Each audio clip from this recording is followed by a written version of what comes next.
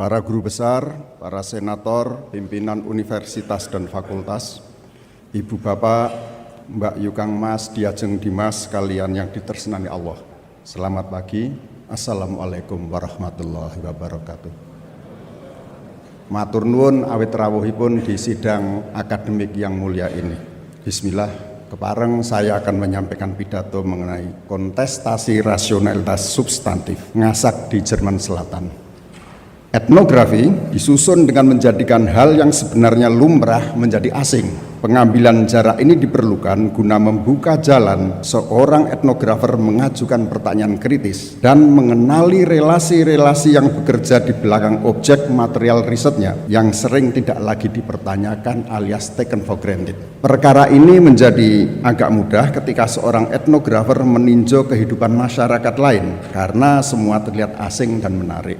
Tahun 2017 saya mendapat kesempatan observasi partisipasi di Ihringen, satu desa pertanian di Jerman Selatan. Sepanjang perjalanan ke sana, mata saya terpaku pada hamparan kebun jagung, gandum, sayur, dan kentang yang membentang luas hingga ke kaki bukit. Dibanding dengan petani Jawa yang menurut para peneliti revolusi hijau hanya menggarap ibaratnya lahan seluas perangko, maka petani Jerman ini dalam imajinasi saya menggarap lahan seluas tampah saking ambane. Saya gumun, dari mana lahan seluas ini didapat? Bagaimana dengan kemakmuran petaninya dan bagaimana dengan distribusi kemakmurannya? Kemudian di suatu hari saya melihat panen gandum. Lahan puluhan hektar di tepi desa dipanen hanya oleh 1 traktor pemanen dan 3 traktor pengangkut dengan 4 awak traktor, hanya 4 orang saja. Tidak ada kerumunan orang yang siap siaga menyerbu lahan guna mengumpulkan butir-butir gandum yang tersisa. Tidak seperti ketika ada panen padi di Jawa. Lain hari ada panen kentang, keadaannya sama saja. Tidak ada warga desa yang datang mengorek dan memungut kentang yang mungkin masih tertinggal di kebun. Tidak seperti ketika panen kentang di Dieng atau di Kaligua.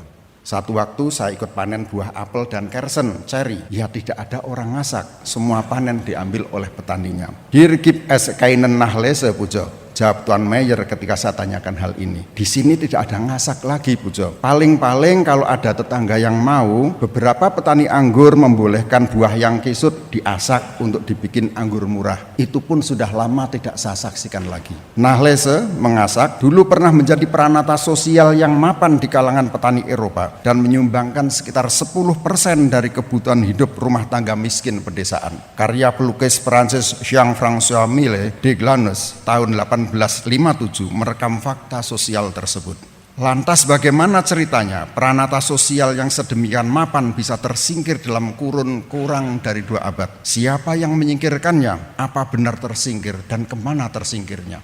Dalam klasifikasi sosiologis Weber, ngasak adalah kegiatan ekonomi dengan rasionalitas substantif yang didasarkan pada etika dan prinsip utilitas. Secara etika, ngasak di Eropa adalah jalan keluar Kristiani untuk mengatasi ketimpangan akses terhadap pangan di pedesaan. Secara utilitas, ngasak adalah upaya untuk memanfaatkan setiap butir hasil panen agar tidak terbuang sia-sia, agar setiap unit kalori energi yang diinvestasikan dapat menyangkap energi baru dengan rendemen yang maksimum. Rasionalitas substantif yang mengedepankan etika dan asas manfaat ini dan juga efisiensi energi ini perlu dikontekstualisasi secara kesejarahan. Pertama, karena sebagai jaring pengaman sosial, ngasak berlangsung dalam relasi kuasa dan oleh karenanya menjadi objek kontestasi.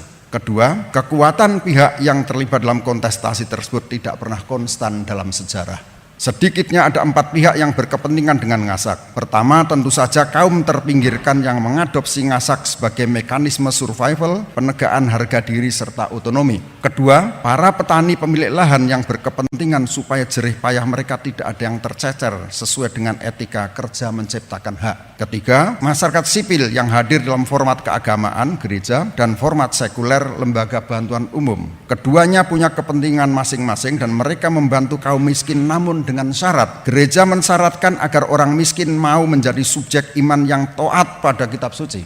Lembaga sekuler tidak sungkan menjadikan orang miskin sebagai subjek governmentality yang harus ditata, dibikin tunduk pada nilai yang dianggap baik menurut standar sosial yang berlaku.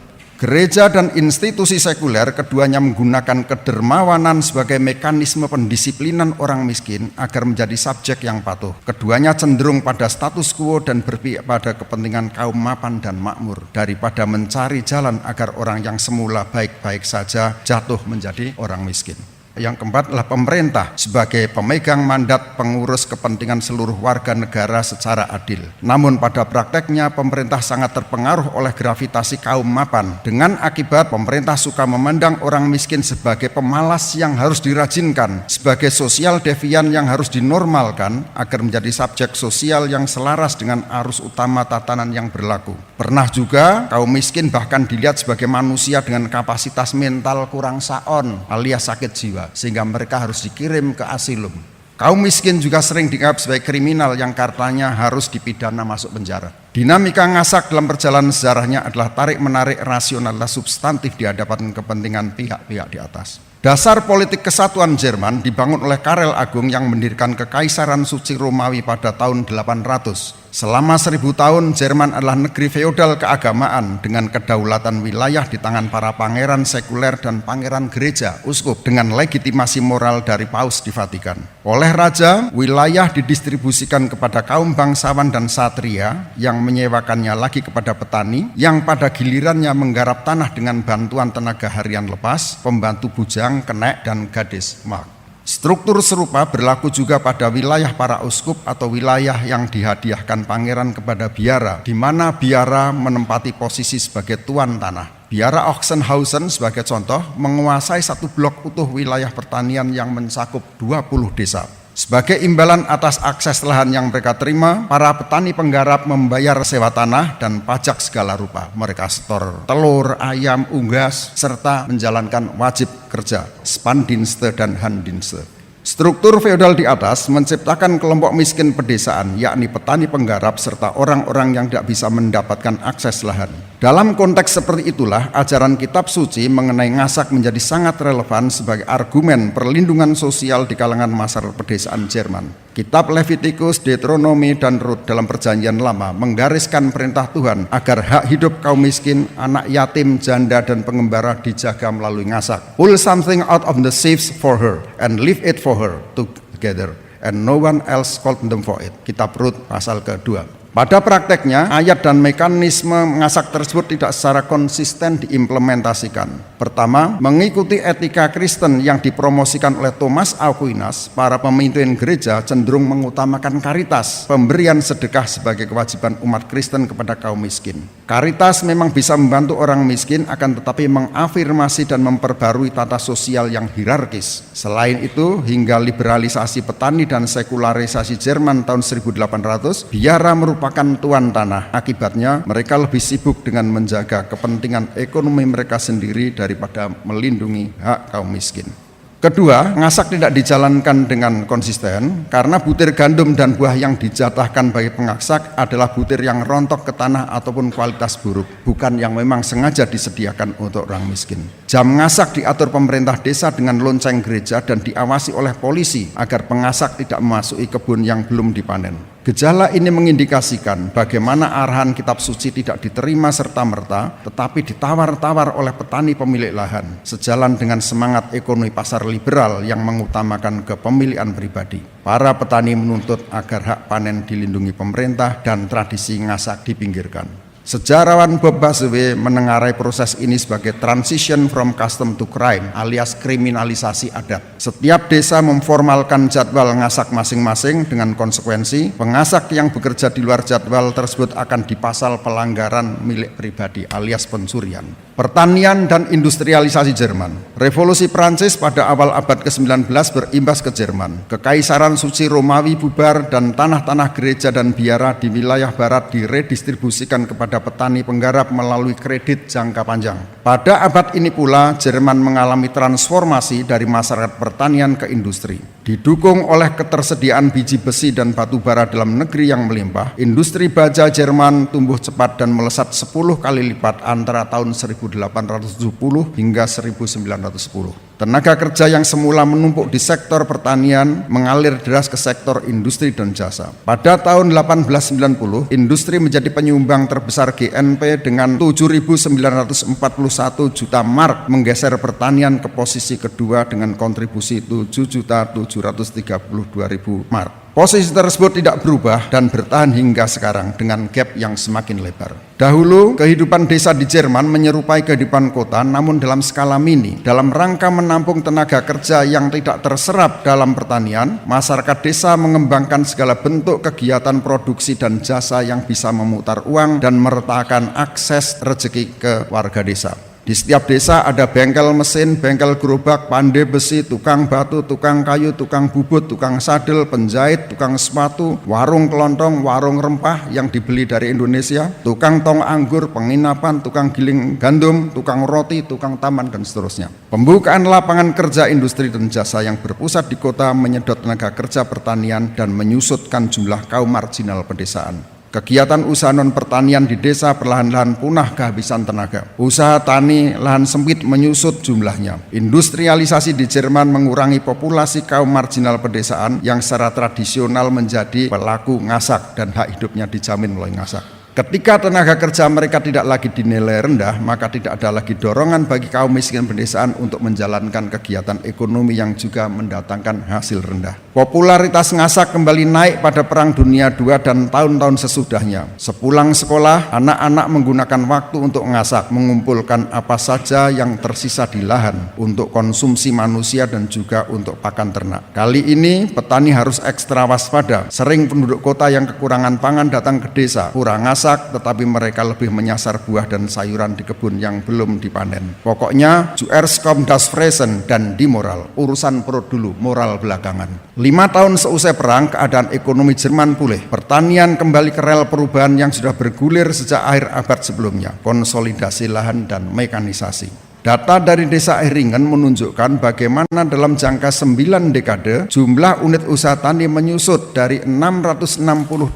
pada tahun 1930 menjadi 122 pada tahun 2020. Petani dengan lahan di bawah 10 hektar makin menghilang, usaha tani dengan lahan di atas 20 dan 50 hektar terus naik. Pola serupa berlangsung pada wilayah yang lebih luas. Dalam jangka setengah abad 1960-2020, jumlah unit usaha tani di negara Baden-Württemberg menyusut hampir 90% dari 334.000 menjadi 39.000 unit. Konsolidasi lahan terutama di wilayah barat Jerman berlangsung melalui mekanisme sewa. Peraturan pemerintah mengarahkan bahwa pertanian harus ditangani oleh petani dan diwariskan melalui keluarga. Keluarga petani yang karena satu atau dua hal tidak mendapat petani baru biasa menyewakan tanah kepada kerabat, tetangga, atau koperasi. Hamparan lahan luas yang saya saksikan dari kereta api ternyata milik orang banyak yang disewakan kepada satu unit usaha tani dengan harga sewa yang ditentukan oleh pemerintah. Mekanisasi pertanian meningkat pesat seusai perang. Dari 0,4 traktor per unit usaha tani pada tahun 1960 menjadi 10 traktor per unit usaha tani pada tahun 2020. Traktor meringankan dan mempercepat kerja petani, tetapi harga dan biaya operasionalnya tidak murah, sekalipun bahan bakar diesel pertanian disubsidi pemerintah. Traktor baru berkekuatan 175 tenaga kuda saat ini ditawarkan 175.000 euro. Kurang lebihnya 1 PK sama dengan 1.000 euro. Demikian patokan para petani. Konsolidasi lahan dan mekanisasi ditambah perbaikan kualitas bibit dan pemupukan membuat produktivitas pertanian di Jerman melampaui kebutuhan domestik. Dewasa ini satu unit pertanian di Jerman bisa menyediakan pangan bagi 145 orang, sementara pada tahun 50 satu unit pertanian menyediakan pangan hanya bagi 10 orang. Kemakmuran petani juga naik. Petani penuh waktu dengan lahan luas mendapat hasil kotor sekitar 52.400 euro per tahun yang dipotong berbagai pengeluaran dan pajak, menyisakan penerimaan bersih 31.800 euro per tahun. Tani paruh waktu atau dengan lahan kecil mendapatkan penerimaan sekitar 15.100 euro per tahun. Mereka juga mendapatkan subsidi langsung pemerintah federal sebesar 286 euro per hektar per tahun dan program perlindungan lingkungan 129 euro per hektar per tahun dari pemerintah Uni Eropa. Semua terlihat bagus. Petani Jerman tinggal di rumah yang baik, punya mobil, bisa liburan, mampu membayar asuransi kesehatan, dan menabung dana pensiun. Akan tetapi, dengan lahan yang luas, mekanisasi dan intensifikasi usaha, para petani memerlukan modal besar dari bank yang pada gilirannya menstruktur mereka agar ketat berkalkulasi untung rugi dan menjadi subjek yang memegang erat doktrin kerja menciptakan hak yang pada intinya adalah anti ngasak. Menyaksikan pekerjanya masih tetap istirahat walau jam istirahat sudah usai, Hannes, petani anggur yang saya ikuti berkomentar, "Saya cuma buang-buang uang saja ini Pujo." Saat mencoba mesin pemanen barunya, Tuan Henning dengan teliti minta agar teknisi menyetel garpu penyerok sebaik mungkin. Jangan sampai ada butir kentang yang tercecer ketinggalan.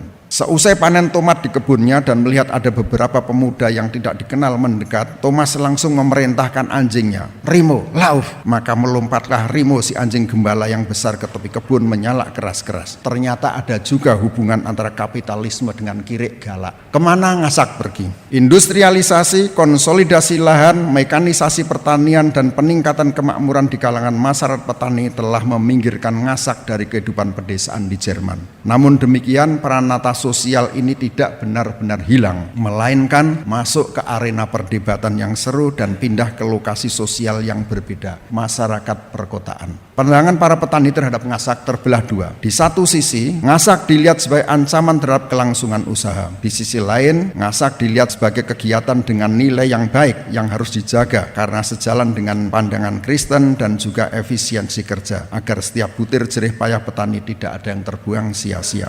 Kristian yang bertani kentang organik tidak keberatan dengan kegiatan ngasak. Para pengasak diterima baik di kebunnya. Tolong sepeda dan mobilnya jangan diparkir sembarangan supaya tidak menghalangi traktor. Kami tidak ada masalah dengan ngasak selama dilakukan setelah panen selesai, bukan sebelumnya, ujar petani Gerald. Di sisi lain, banyak petani yang menilai ngasak tidak beda dengan pidana pencurian, mengambil hak kerja hasil orang lain, dan karenanya bisa dikenai denda ganti rugi. Memangnya kentang di kebun ini tumbuh sendiri seperti jamur di hutan dan siapa saja boleh memetiknya. Demikian kilah mereka. Dua mahasiswa, Nina dan Philip, berjalan-jalan di pedesaan dan mereka melihat tumpuan sayur yang mengering di tepi kebun dan butir-butir kentang kecil yang tercecer di kebun yang sudah selesai dipanen. Namanya juga mahasiswa, selalu harus berhemat. Lantas mereka mengambil butiran kentang tersebut dan dilalah ketahuan oleh petaninya. Ini pencurian, dan si petani langsung akan memanggil polisi. Dengan gagasan ngasak sebagai upaya penyelamatan hasil tani dari kesia-siaan, Nina dan Philip merasa tindakan mereka tidak bermasalah, bahkan baik-baik saja. Akan tetapi bagi si petani perkaranya bisa lain. Dalam relasi pasar, setiap butir buah dan lembar sayur memiliki nilai, baik positif maupun negatif. Nilai positif muncul dari hasil penjualan, nilai negatif muncul dari pemanfaatan di luar penjualan. Sayur dan buah yang dikonsumsi tanpa melalui jalur pasar akan mengurangi pangsa penjualan. Kalau diberikan kepada orang, maka mereka akan membeli lebih sedikit, urai petani sayur Michael. Ada jalan tengah yang diambil oleh sejumlah petani. Mereka mengizinkan ngasak dengan membayar. Tiap pengasak diminta membayar lisensi antara 7,5 sampai 15 euro. Mereka mengawasi pengasak dengan teliti. Orang suka rakus dan lantas mencuri panen petani, ujar petani Friedrich. Petani Wilfried menambahkan, bahkan orang ngasak suka melakukan ngasak sebelum panen dimulai. Mereka tidak hanya mengambil jagung, tapi bahkan pupuk kapur yang ditinggal di kebun. Lebih jengkelnya lagi, laporan yang dikirim petani ke polisi sering tidak ditanggapi karena dinilai bukan perkara besar. Rasionalitas ekonomi pasar dengan prinsip untung ruginya membuat kebanyakan petani berkeberatan dengan ngasak. Namun demikian, keadaan pasar bisa juga memaksa petani untuk mengizinkan ngasak, bahkan dalam tingkat yang ekstrim. Begini ceritanya. Tahun 18, petani buah Alfred Wasmer di Stokah panen raya. Kebunnya menghasilkan 30 ton apel dengan kualitas super. Sayangnya saat itu harga apel jatuh di bawah ongkos panen gara-gara banjir impor dari Selandia Baru dan Australia. Kami sudah bekerja keras panjang tahun, memupuk pohon, membayar sewa lahan, memangkas ranting di saat musim dingin yang kemarin sangat dingin. Sekarang waktu panen harga menyedihkan. Kita tidak bisa membiarkan buah bagus hasil kerja keras ini membusuk sia-sia kan? Kalau kita tidak bisa menjual hasil panen, ya sudah, kita berikan saja kepada orang-orang dengan gratis. Lisa Wasmer menerangkan. Maka puluhan orang berbondong-bondong datang ke kebun keluarga Wasmer, memanen apel dari pagi hingga malam. Ada ibu guru TK yang memetik buah untuk murid-muridnya, ada cucu yang memetik buah untuk nenek dan kakeknya, ada orang yang bawa mobil double kabin untuk bikin sari buah dan selai. Transformasi masyarakat dari pertanian ke industri membawa kemakmuran besar. Demikian pula di Jerman. Persoalannya kemudian, seperti ditengarai oleh Marx, kemakmuran industri tidak terdistribusikan secara merata. Secara struktural, industri membuat relasi sosial produksi yang timpang di dunia pertanian antara pemilik tanah dan buruh tani menjadi semakin timpang dan mapan di industri antara pemilik kapital dan pemilik tenaga kerja.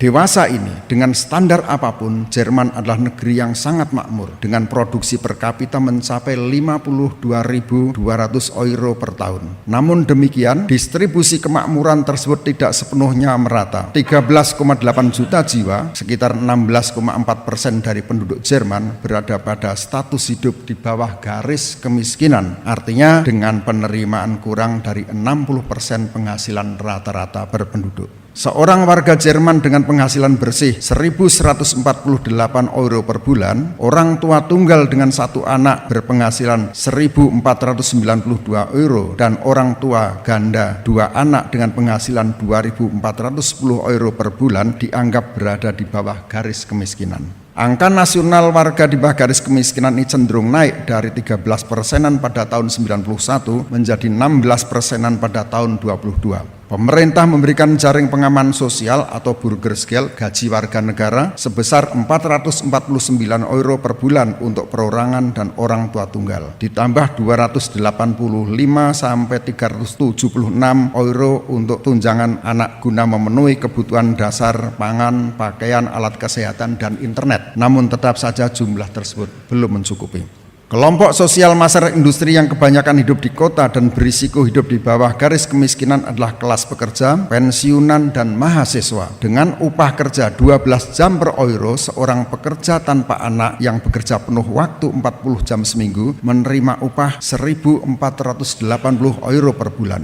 Nominal angka ini berada di atas garis kemiskinan. Namun inflasi dalam beberapa tahun belakang ini terus menggerus daya beli jumlah tersebut hingga mendekati angka 1.140 euro. Warga senior penerima pensiun juga tergerus daya belinya oleh inflasi, apalagi ketika harga pangan dan energi naik 12% pada tahun 2021 akibat perang Ukraina, sementara gaji pensiun tidak beranjak naik. Mahasiswa Jerman penerima beasiswa pemerintah sebesar 750 euro ditambah tunjangan anak 219 euro, total 934 euro per bulan, jelas berada di bawah garis kemiskinan. Diterpa inflasi tahun 2022, keadaan ekonomi para mahasiswa menjadi semakin susah. Bagi Melisa, masak sendiri sekarang menjadi perkara mewah. Dengan anggaran belanja makan 25 euro per minggu, Melisa lebih banyak makan di kantin universitas yang disubsidi, yang menyediakan makan siang seharga 2-3 euro per porsi. Kalau masak sendiri, saya harus keluar uang 35-40 euro per minggu. Sekarang jumlah tersebut terasa berat di dompet, ujarnya. Keadaan ketiga kelompok di atas bertolak belakang dengan kemakmuran makro. Setiap hari ada ratusan ton pangan di Jerman yang dibuang sebagai sampah. Pada tahun 2015 sekitar 8,3 juta ton pangan dibuang. Pemerintah Jerman menanggapi persoalan pembuangan pangan ini sebagai perkara serius dan perlu ditangani secara sistemik. Kebijakan pemerintah berpusat pada inisiatif So Good for the Ton, terlalu bagus untuk dibuang ke tong sampah. Inisiatif ini bertumpu pada optimalisasi produksi, pengubahan perilaku konsumsi masyarakat, pengembangan perantara sosial digital untuk berbagi makanan, serta pengembangan inovasi solusi digital bagi distribusi pangan yang kompleks. Di kalangan masyarakat berkembang pula gerakan masyarakat sipil mencegah pembuangan makanan. Nicole Klasky dan Valentin Thurn pada tahun 17 mendirikan The Good Food, toko makanan yang menjual produk pertanian yang tidak lolos seleksi karena ukurannya terlalu besar atau terlalu kecil atau bentuknya merkengkong, sukar diatur. Alternatif serupa ditawarkan oleh Bank Pangan, Tafel Deutschland yang menampung sumbangan keuangan dan pangan layak konsumsi dari warga dan toko. Para pedagang juga sudah mengambil inisiatif menghindari pembuangan sayur dan buah. Sekitar 2 jam sebelum pasar tutup, mereka menurunkan harga dagangan. Bahkan ada pula yang menjual sayur dalam satu tumpuan borongan murah. Ini langganan para mahasiswa, dengan uang 1 euro bisa dapat sayur 1 karung untuk makan 1 minggu. Beberapa tahun terakhir ini sejumlah supermarket menjual barang yang mendekati masa berlaku dengan potongan harga. Sekalipun sudah ada berbagai langkah untuk menekan angka pembuangan produk daluarsa, tetap saja ada produk yang dibuang oleh supermarket dan pabrik makanan olahan yang lantas dijadikan sasaran oleh para dumpster diving, oleh para pemuda dan mahasiswa. Dumpster diving adalah ngasak juga dengan sasaran tong sampah produk di halaman belakang supermarket dan pabrik makanan. Kegiatan ini mapan dan terorganisir dengan baik melalui platform media sosial. Para pengasak kota ini memiliki komunitas untuk berbagi lokasi, bekerja sama, dan juga berbagi hasil asakan. Dumpster diving juga digerakkan oleh penolakan sosial terhadap kebodohan praktik kapitalistik perusahaan yang mengejar profit dan mengabaikan rasionalitas substantif, etika, dan manfaat bahan pangan. Nina, seorang mahasiswa Freiburg, berargumen, dumpster diving bukanlah semata-mata perkara uang. Memangnya apa yang akan saya lakukan dengan tumpuan salad seharga 66 sen ini? Tapi ini kan sayuran. Sayuran ini ditanam dan sekarang kita membuangnya sebagai sampah. Coba, apa bukan kebodohan ini? Dumpster diving dipermasalahkan oleh kalangan pengusaha. Seperti halnya ngasak di kebun, menurut undang-undang, ngosek tong sampah toko ini juga termasuk tindak pidana pencurian, mengambil milik pribadi orang tanpa izin. Salome, seorang dumpster diver di Griswold, ditangkap polisi gara-gara mengambil sayur lettuce loyo dan beberapa pisang bonyok di kotak sampah supermarket. Upaya hukum dilakukan oleh para pegiat dari Aachen agar dumpster diving dihapus dari pasal pidana. Namun gerakan ini ditolak oleh parlemen. Tidak patah semangat, para politisi, sejumlah pemerintah kota dan tokoh agama terus mendukung dumpster diving. Bulan Januari 2023, Menteri Kehakiman Marco Busman dan Menteri Pertanian Cem Özdemir menyatakan bahwa dumpster diving tidak akan dihukum asal tidak melanggar wilayah atau menimbulkan kerusakan harta orang lain. Sebagai kesimpulan, riwayat ngasak di Jerman sejak kira-kira pertengahan abad ke-19 hingga sekarang ini pada dasarnya adalah riwayat ekspansi kapitalisme. Industri di kota telah menggerakkan eksodus tenaga kerja pertanian dari pedesaan, lahan pertanian dikonsolidasi, kerja tani dimekanisasi, dan usaha berbasis rumah tangga ini dikomersialisasi. Perubahan ini membuat para petani pemilik tanah menjadi semakin mengutamakan hak privat dan berat hati menerima tradisi ngasak. Setiap butir panen yang diasak adalah kehilangan kesempatan untuk mendapatkan sekeping uang hasil penjualan.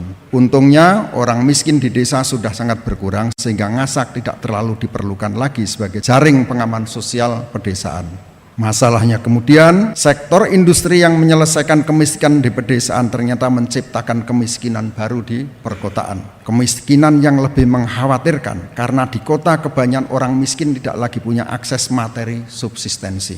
Mereka tidak punya kebun dan juga tidak punya tetangga yang punya kebun yang panennya bisa langsung dikonsumsi. Kebun orang kota ada di pasar, di toko, dan di pabrik pengolahan makanan. Ke lokus inilah ngasak di kalangan masyarakat kota diarahkan. Industrialisasi di Jerman tidak menghilangkan ngasak, tetapi memindahkan lokasinya dari pedesaan ke perkotaan.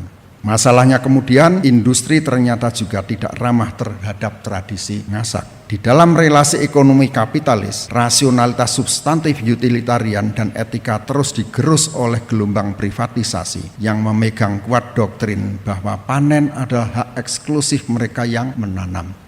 Pembacaan diakronik di atas menunjukkan bagaimana proses yang ditengarai oleh Bob Boswell sebagai kriminalisasi adat yang menjamin hak kaum miskin di Eropa pra-industri terus berlangsung hingga hari ini, bahkan semakin kencang.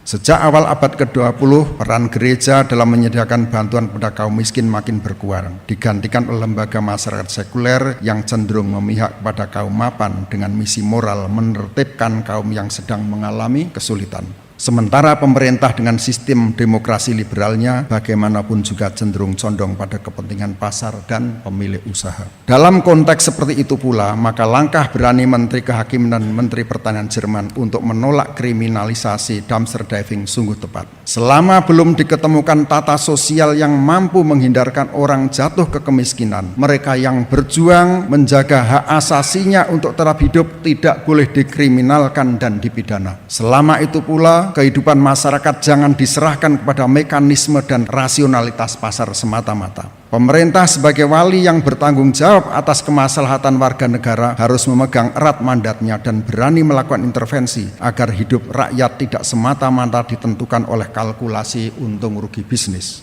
Hidup manusia jangan dijadikan objek bisnis. Bisnis menempatkan profit pengusaha dan pemilik modal sebagai panglima, sementara asas manfaat dipinggirkan dan etika berayan urip cuma dijadikan abang-abang lambe belaka. Mungkin di titik ini muncul pertanyaan mengenai kegunaan etnografi. Apa sih gunanya dongeng campur aduk antara narasi akademik empirik dan seni representasi ini mengenai negeri orang lain ini? Baiklah, cerita yang saya sajikan ini memang cerita tentang negeri Jerman, tetapi saya bawakan dalam bahasa Indonesia dan saya sajikan kepada audiens yang berbahasa Indonesia. Saya berharap bahwa cerita yang saya bawa pulang dari kampung halaman marga Marx, Meyer, Hornbacher, Slehe, Schneider, Sombart, dan Weber ini bisa membantu kita untuk semakin sadar that there are other ways of being human. Dan dari perjalanan hidup mereka pula kita bisa mengambil posisi kritis terhadap sejarah kita sendiri. That ethnography is always in part a critic of the home of our young ethnographer has left. Bahwa etnografi tentang bangsa lain pada dasarnya juga kritik bagi bangsa si etnografer itu sendiri. Belajar dari pengalaman masyarakat Jerman, sekarang kita bisa bertanya, apakah kita mau ikut mengembangkan relasi sosial yang memproduksi orang miskin dan tidak ramah dengan hak hidup mereka? Belajar dari pengalaman masyarakat Jerman, kita perlu memikir ulang bagaimana agar industrialisasi menjadi arena penciptaan kemakmuran bersama, bukannya menjadi arena perlucutan hak pekerja, sehingga mereka bisa dipecat semena-mena menjadi kaum miskin hanya karena alasan untung rugi perusahaan. Kita perlu berpikir ulang agar Undang-Undang Cipta Kerja menjadi peraturan yang benar seperti namanya, bukannya justru menciptakan penganggur dan kaum prekariat. Jangan kita mengulang kesalahan Orde Baru dulu, di mana kata-kata resmi hanya menjadi pembungkus dari kenyataan sebaliknya. Departemen Penerangan misalnya saat itu justru beroperasi sebagai lembaga penggelapan dan omong kosong. Sebagai penutup, saya menyampaikan terima kasih kepada para guru yang telah menggendong saya hingga saya bisa berdiri di podium ini. Guru-guru di sekolah dasar, SMP, dan SMA di perkebunan di Gunung Sana dan di Pekalongan, guru-guru saya di antropologi dan FIB UGM, di Batalion Setro Gondomayi dan Resimen Eka Danta, di Departemen Sosiologi Antropologi Ateneo de Manila, di Amsterdam School for Social Science Research, baik yang masih sugeng ataupun sudah swargi. Matur nuwun. Seorang murid ternyata adalah orang yang berhutang besar kepada gurunya dan hanya punya kesempatan membayar hutang tersebut kepada murid-muridnya. Oleh karena itu, jika jabatan guru besar ini merupakan kehormatan, maka ini adalah kehormatan bagi guru-guru saya. Jika jabatan ini adalah rahmat, mudah-mudahan ini menjadi rahmat bagi para mahasiswa saya. Dan jika ini adalah amanah, maka dengan rendah hati saya terima jabatan ini sebagai tanggung jawab saya. Saya juga berterima kasih kepada kolega senior dan junior Mbak Yukang Mas, Diajeng Dimas, dosen dan mahasiswa di Departemen Antropologi dan Departemen lain di FIB, di UGM, dan di universitas lain yang tidak pernah berkeberatan diajak diskusi dan eyal-eyalan mengenai temuan lapangan, konsep, dan potensi penjelasan yang bisa ditarik dari riset-riset saya. Secara kelembagaan, saya berhutang kepada Fakultas Ilmu Budaya dengan dekan dan awak kapalnya. Tentu saja saya berhutang ke UGM, Kanjeng Rektor Magnificus, dan para hulu balangnya. Tanpa lembaga ini mustahil saya menjadi seperti sekarang ini. Mungkin saya menjadi mandor di perkebunan, atau menjadi ronin tanpa tuan yang mengembara kemana-mana, atau malah menjadi joki artikel yang konon sekarang sedang ngangkat rezekinya. Sinta Skopus digoreng dadaan 3 jutaan enak.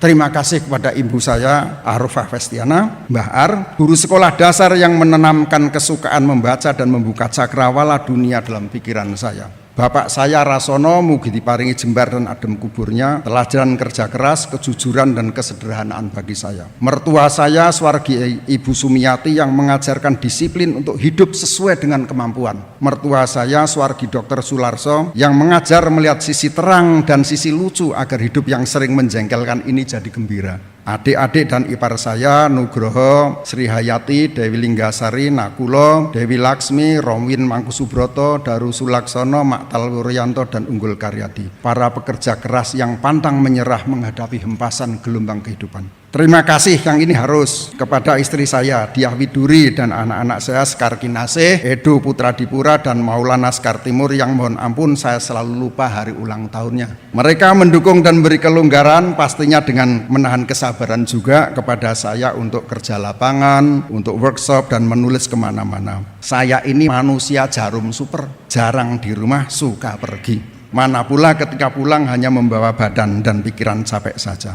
Terima kasih nggih atas kesabaran dan kelonggaran hati kalian. Untuk alma mater saya, Fakultas Sastra, yang entah bagaimana ceritanya berganti nama menjadi Fakultas Ilmu Budaya, saya persembahkan puisinya Taufik Ismail. Bagaimana kalau dulu bukan buah khuldi yang dimakan Adam, tapi alpukat? Bagaimana kalau bumi tidak bulat tapi segi empat? Bagaimana kalau lagu Indonesia Raya kita rubah dan kepada slang kita beri mandat? Bagaimana kalau ibu kota Rusia Kiev dan ibu kota Indonesia Monaco? Bagaimana kalau malam nanti jam 11 salju turun di Gunung Sahari? Bagaimana kalau bisa dibuktikan bahwa Ali Murtopo, Ali Sadikin, dan Ali Wardana ternyata pengarang-pengarang lagu pop? Bagaimana kalau hutang Republik ini dibayar dengan tausiah MH Ainun Najib? Bagaimana kalau pemerintah diizinkan protes dan rakyat kecil mempertimbangkan protes tersebut? Bagaimana kalau kesenian dan berpikir merdeka dihentikan saja sampai di sini dan kita pelihara abdi negara oceh-ocehan sebagai pengganti? Bagaimana kalau sampai waktunya nanti kita tidak perlu bertanya bagaimana lagi? Matur nuwun, wassalamualaikum warahmatullahi wabarakatuh.